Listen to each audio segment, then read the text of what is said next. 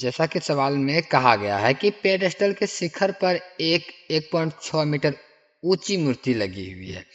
Pedestal समय बचाने के लिए मैंने पहले ही चित्र बना के रखा था। ये जो दिख रहा है ना, ये पेडेस्टल है, ठीक है। और ये पेडेस्टल के ऊपर अर्थात बी डी तक तो पेडेस्टल हो गया, इसके ऊपर ए डी जो है ये मूर्ति लगा हुआ है, जिसकी ऊंचाई 1.6 मीटर है। और इसका जो मूर्ति के शिखर का उन्नयन कोण जो है कि 60 डिग्री है, और उसी बिंदु से पेडेस्टल के शिखर का उन्नयन कोण 45 डिग्री। अर्थात पेडेस्टल ये है, तो एक बिंदु से पेडेस्टल के शिखर का उन्नयन कोण 45 रह गया और मूर्ति के शिखर का उन्नयन कोण 60 डिग्री रह गया। ठीक है, बात इतने कर रहा है, लेकिन निकालने के लिए क्या कर रहा है, पेडेस्टल की ऊंचाई अर्थात बीडी निकालने के लिए कह रहा है। तो हम इसको हल करना शुरू करेंगे, और सबसे पहली बात इसको हम मान लेंगे जो हमें निकालना है, पेडेस्टल की ऊंचाई निकालना है ना। तो हम ऐसा लिखेंगे, माना कि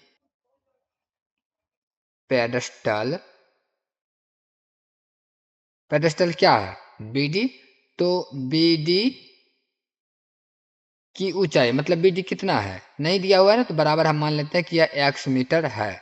माना कि ऊंचाई एक्स मीटर, कोई दिक्कत नहीं यहाँ तक में। तो हम यहाँ पर लिख भी लेते हैं कि भैया ये मेरा एक्स मीटर है, जो कि माना हुआ है।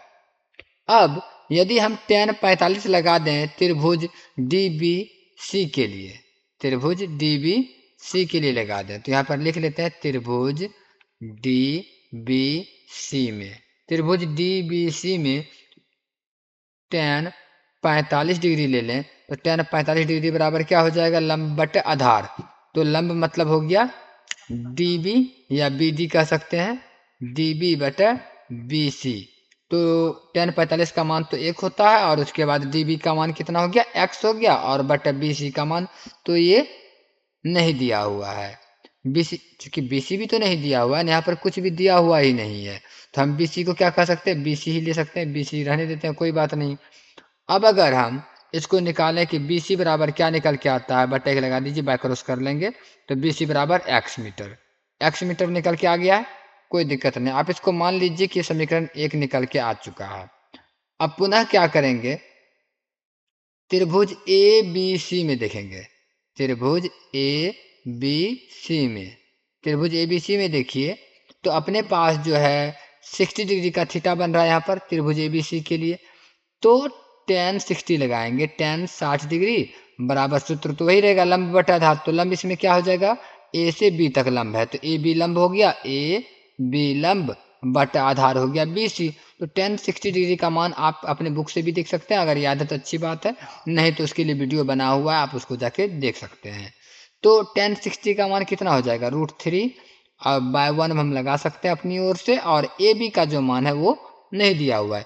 ए बी को हम क्या लिख सकते हैं, ए बी बराबर लिख सकते हैं A D plus D B, है ना। क्योंकि ए बी जो है, ये देखिए ए बी, ये जो ए बी है पूरा यहाँ से यहाँ तक कैसे हो रहा है, ए डी और जोड़ डी बी, दोनों को जोड़ने पर पूछता है, ये हो गया लंब बटे आधार जो है वो तो बी सी ही रहेगा। अब यहाँ पर हम देख पा रहे हैं कि इसको √3/1 पुनः एक बार लिख लीजिए।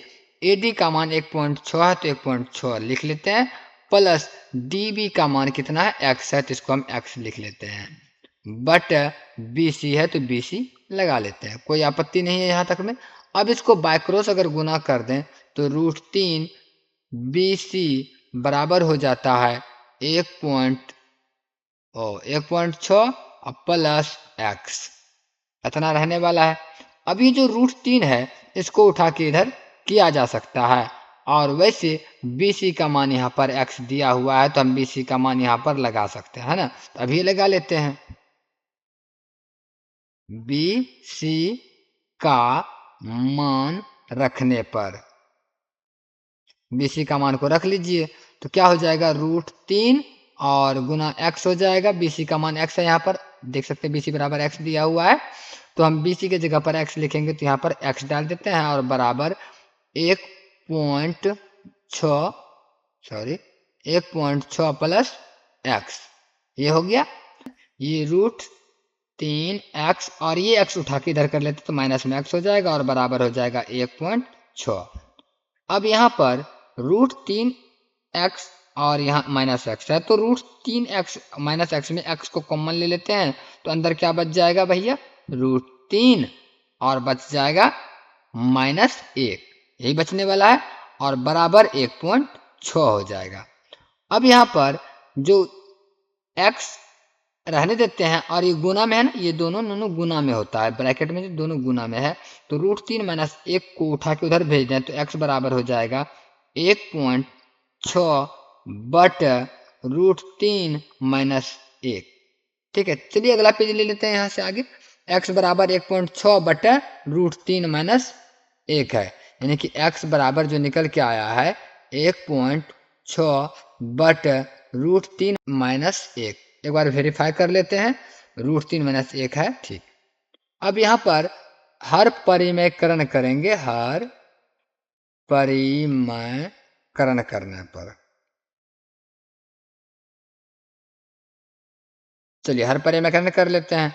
तो हर परिमेयकरण का क्या मतलब हो गया कि x बराबर जैसे कि 1.6 बट √3 - 1 है, तो इसको हर परिमेयकरण जब किया जाएगा तो अगर चिन्ह माइनस हो तो प्लस हो जाएगा, अर्थात √3 + 1 बट √3 + 1 से गुना होगा।